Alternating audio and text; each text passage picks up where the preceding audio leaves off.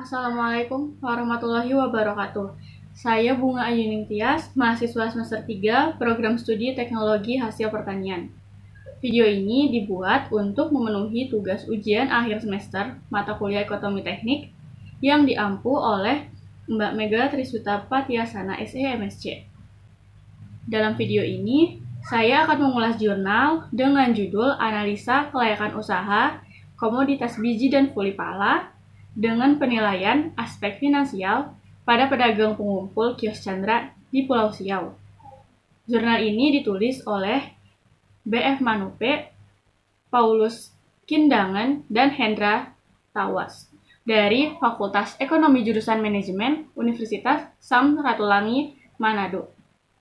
Pemanfaatan hasil pertanian adalah salah satu cara terbaik bagi para pengusaha, investor, maupun manajer untuk membuka peluang baru di berbagai daerah, seperti di Provinsi Sulawesi Utara.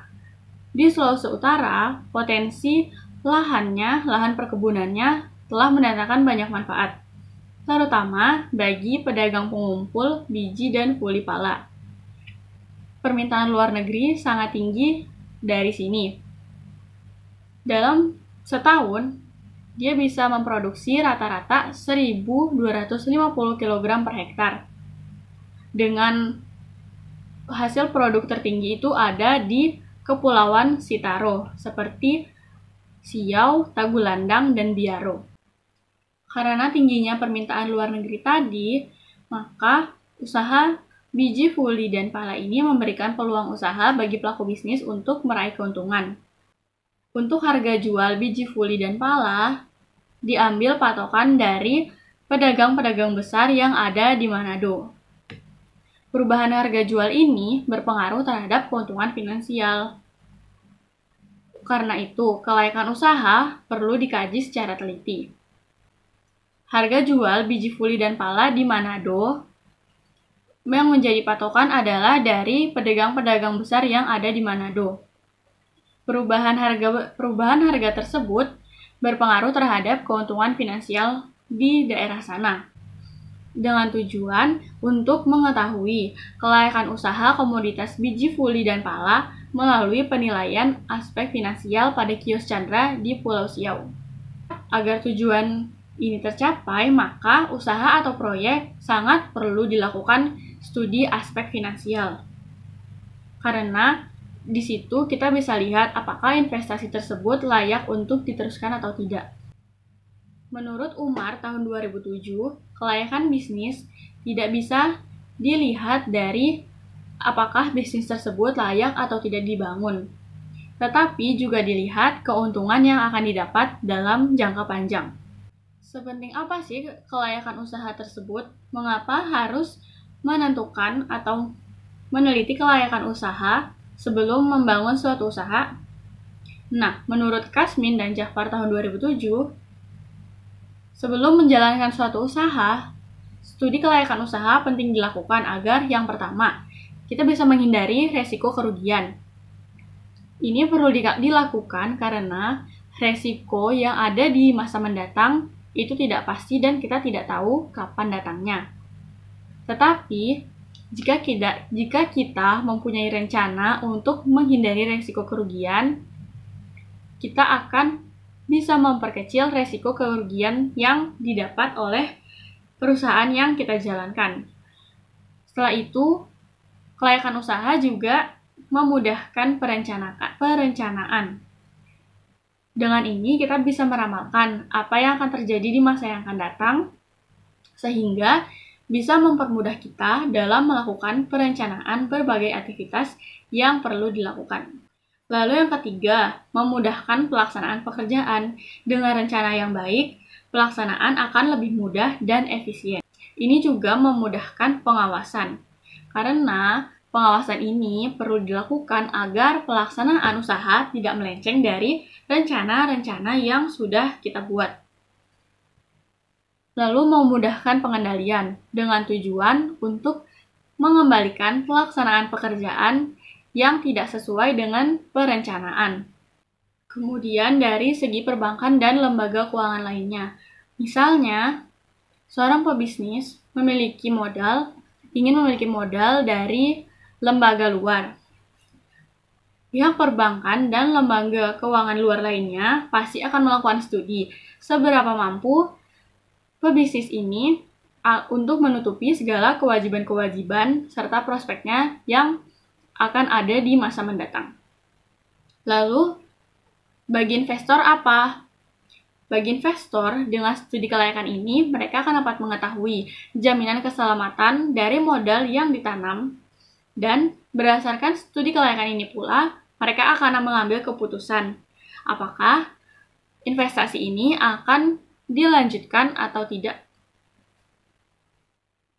Kemudian ada segi kegiatan kemasyarakatan dan pembangunan nasional.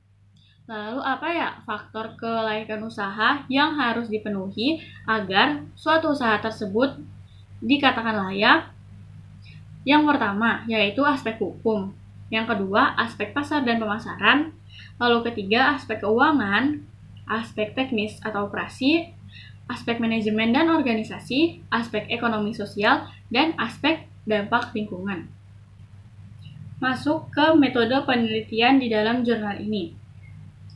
Jurnal ini berjenis deskriptif kuantitatif, yang mana data yang diambil merupakan data primer yang diperoleh melalui data keuangan dan observasi yang dilakukan di kios Chandra sendiri sambil peneliti bekerja selama 3 bulan. Lalu, penelitian ini tentunya diambil di kios Chandra di Pulau Siau, Kabupaten Sitaro. Dilakukan selama 3 bulan, dimulai dari bulan Maret sampai bulan Juni tahun 2014. Objek penelitian ini yaitu kios Chandra dengan data laporan keuangannya. Data dikumpulkan dengan metode observasi. Caranya, seperti yang disebutkan tadi, peneliti bekerja secara langsung di kios Chandra selama 3 bulan. Suatu usaha dikatakan layak jika memberikan keuntungan bagi perusahaan.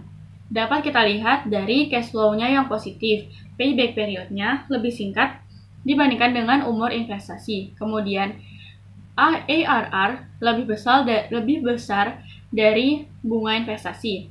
Nilai net present value-nya bernilai positif, kemudian IRR lebih besar dari bunga investasi. Dan profitability index-nya lebih besar dari 1. Yang pertama, cara menghitung suatu usaha dikatakan layak atau tidak, yaitu menggunakan analisa cash flow dengan tujuan untuk mengetahui arus kas masuk dan keluar bagi perusahaan, mulai dari kegiatan investasi sampai dengan operasional perusahaannya.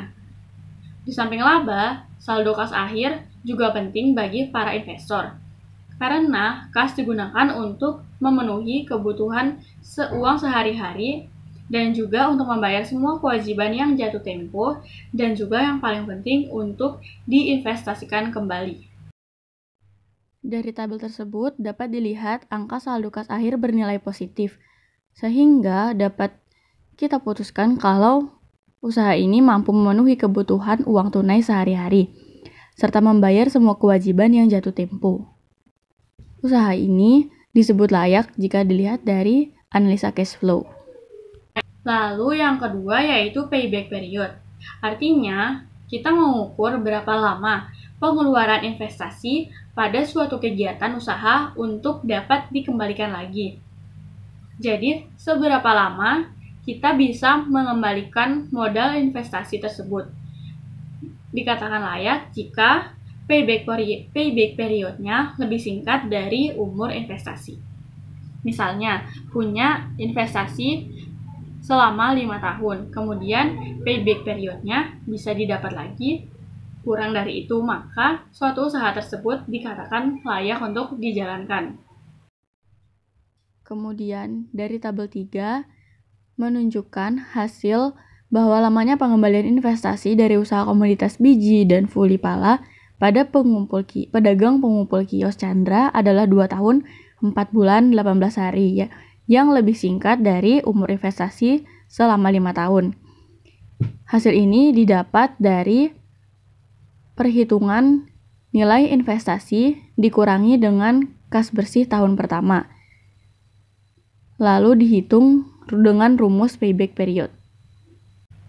Kemudian yang ketiga ada average rate of return. Fungsinya yaitu untuk mengukur rata-rata pengembalian bunga investasi terhadap usaha. Dengan nilai tersebut menyatakan rata-rata pengembalian bunga investasi jauh lebih besar dari standar bunga pengembalian yang ditetapkan pedagang pengumpul sebesar 20%. Artinya, dari segi analisis ARR, nilai ini layak dijalankan usahanya. Lalu ada net present value, yaitu untuk mengukur nilai kas bersih sekarang yang diperoleh dari selisih antara nilai kas bersih sekarang atau present value proceed dengan nilai sekarang investasi atau present value investment. Lalu dari net present value, angka positif nilai sekarang bersih atau net present value menunjukkan bahwa usaha tersebut mampu menghasilkan laba. Berarti menurut kriteria dari metode ini, usaha tersebut layak. Menghitung internal rate of return. Internal rate of return ini atau IRR yang digunakan untuk mengukur hasil pengembalian intern. Lalu, jika dihitung dengan rumus internal rate of return, menghasilkan 30,13% yang lebih besar dari bunga investasi. Karena itu, menurut kriteria ini, usaha komoditas biji dan fuli pala dikatakan layak. Profitability Index. Profitability Index ini digunakan untuk menghitung perbandingan antara present value dari rencana penerimaan kas dari masa yang akan datang. Kas ini termasuk kas bersih yang dihitung. Dibandingkan dengan present value dari investasi yang telah dilaksanakan. Pada Profitability Index, dari usaha ini adalah 1,2 kali, menunjukkan bahwa Profitability Index-nya lebih besar dari 1. Maka dengan kriteria dari metode ini juga, usaha komoditas biji dan fuli pala layak dijalankan. Berdasarkan analisis dan pembahasan yang telah dilakukan di dalam jurnal ini, usaha komoditas biji fuli dan pala layak untuk dijalankan karena keenam metode yang sudah dianalisis tersebut menunjukkan kelayakan usaha ini. Dengan kelayakan usaha tersebut, maka peluang investor dan pengusaha masih cukup besar di bidang penjualan biji dan fuli pala ini. Oke, sekian video dari saya. Terima kasih. Wassalamualaikum warahmatullahi wabarakatuh. Bye-bye.